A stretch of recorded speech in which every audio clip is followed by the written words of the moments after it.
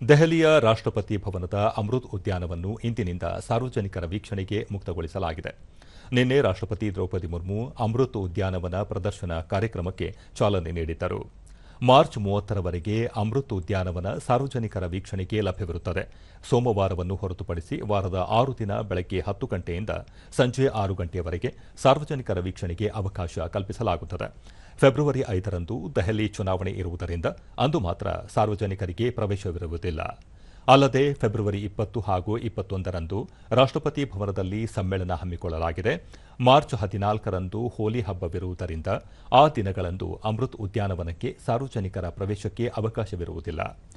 ಅಮೃತ ಉದ್ಯಾನವನ ವೀಕ್ಷಣೆ ಸಂಪೂರ್ಣ ಉಚಿತವಾಗಿದ್ದು, ರಾಷ್ಟ್ರಪತಿ ಭವನದ ವೆಬ್ಸೈಟ್ನಲ್ಲಿ ಹೆಸರು ನೋಂದಾಯಿಸಿಕೊಂಡು ಸಾರ್ವಜನಿಕರು ಪ್ರವೇಶ ಪಡೆಯಬಹುದು ಎಂದು ರಾಷ್ಟ್ರಪತಿ ಭವನದ ಪ್ರಕಟಣೆ ತಿಳಿಸಿದೆ.